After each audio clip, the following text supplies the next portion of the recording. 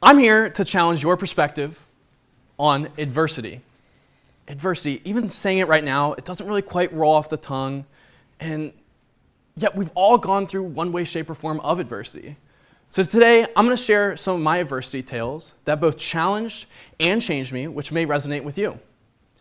Today, I stand before you all as a leader in many different contexts, but it wasn't an easy road to travel on. My first major speed bump took place in an old, rundown gymnasium where I put my athletic skills to the test every Saturday morning. In this, I had to focus on my multiplication tables, while in the back of my mind, I just wanted to play basketball every Saturday morning.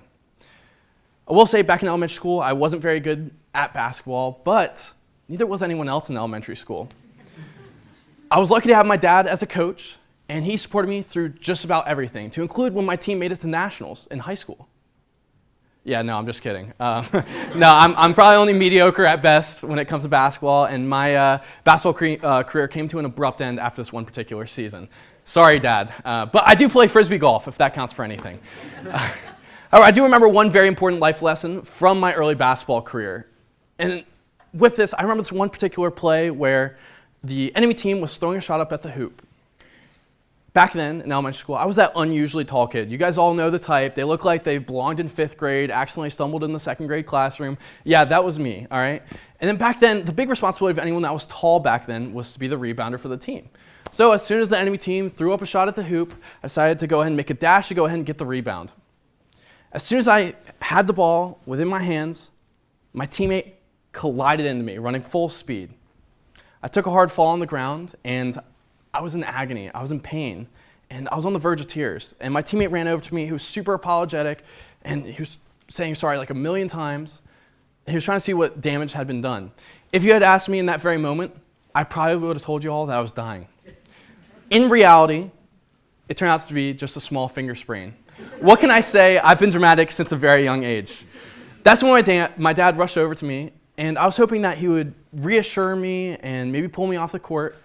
But instead, he looked me square in the eyes and said, "Take a lickin' and keep on tickin'." Now, in that very moment, I'm not gonna lie, that was probably the exact opposite of what I wanted to hear, but I'm glad that he said it. I'm glad that he said it. Because I ended up getting back into the game and playing through the last 2 quarters, even though my finger had most certainly clearly gone through better days. You know, with that in mind, it's this important concept that I like to highlight, that even in this moment, I found a way to keep ticking and push through the lickin', no matter how hard it got, even if I had to push it into a different context. Even after taking this advice to heart, I wasn't out of the woods yet in elementary school. I was severely bullied for simply just being me. Whether it was the way I said something, my weight, or anything along those lines, those individuals really found a way to get under my skin. This really impacted me socially and made me into a quiet, nerdy kid. Well, I probably would have still been nerdy. Besides the point, it made it so I struggled and I feared having to talk to people because I thought I'd be judged for what I might say. Except when it came to my final year in elementary school. I decided to run for class council president. In that, I didn't really have much of a reason for going for it other than that anyone could, but I wanted to at least try. I wanted to at least prove to myself that I had the guts to do it. So, I didn't think I had much of a shot. After all, I wasn't all that popular and wasn't that very good at talking to people. But I campaigned tirelessly for the weeks to come, and I talked to as many people as I could to get them to vote for me. And I didn't throw in the towel. It didn't matter what the outcome was going to be, as I just wanted to say at least I tried.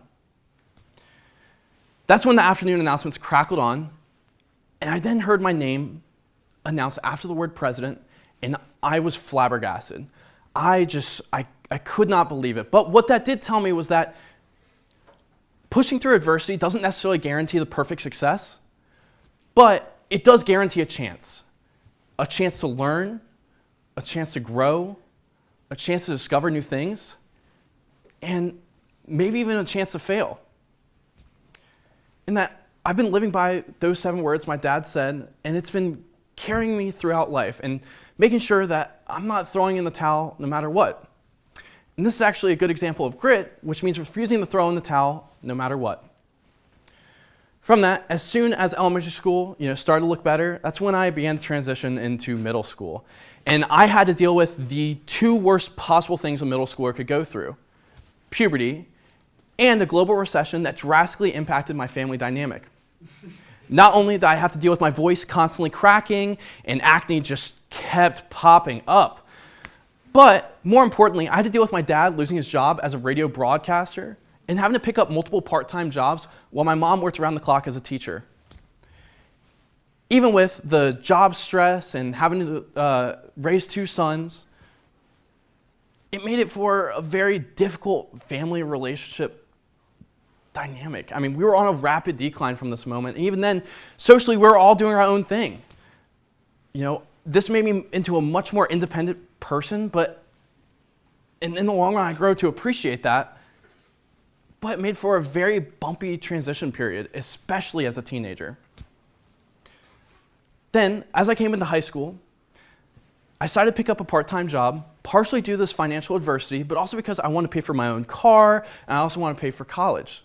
So I worked as a parking lot attendant, and I worked 2 days a week and 2 days on the weekend with back-to-back 8-hour shifts, working on average anywhere from 15 to 20 hours. That means I was in store for a very, very rigorous schedule, and I found it really, really hard to be able to balance both my academics and my work life. That being said, even with my balancing, I was making sure that I was still trying my best to get my homework done.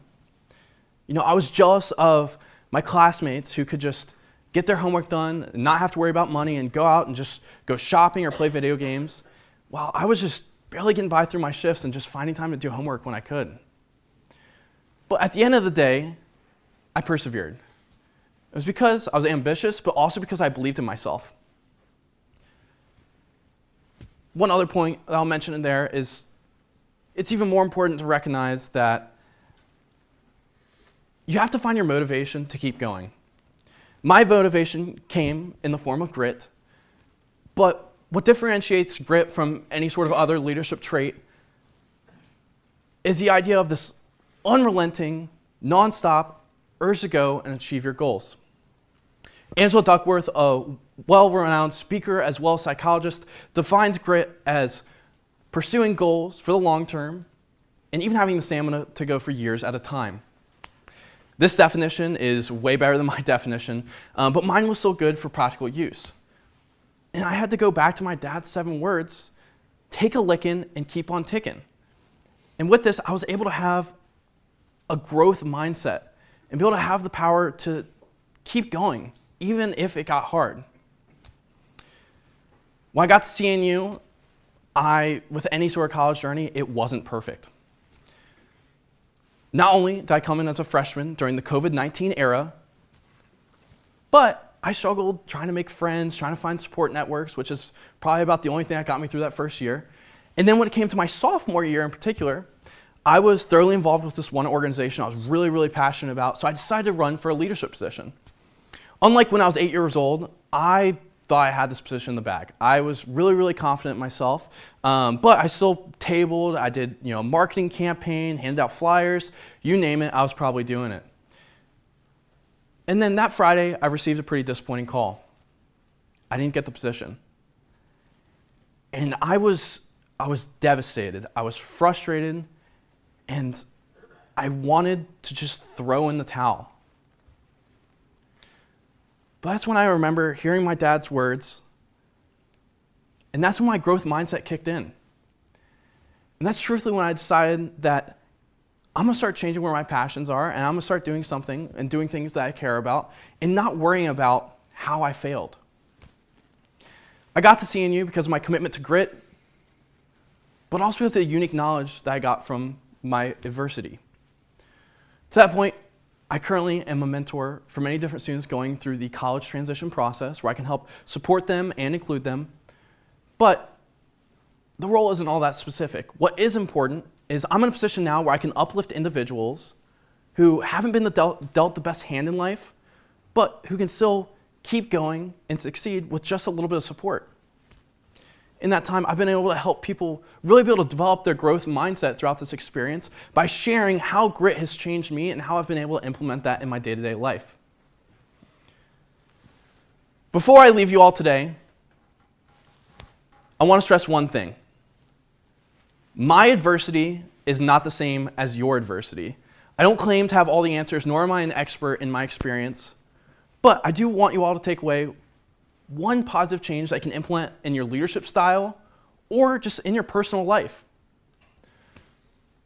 So if you only remember one thing, remember this.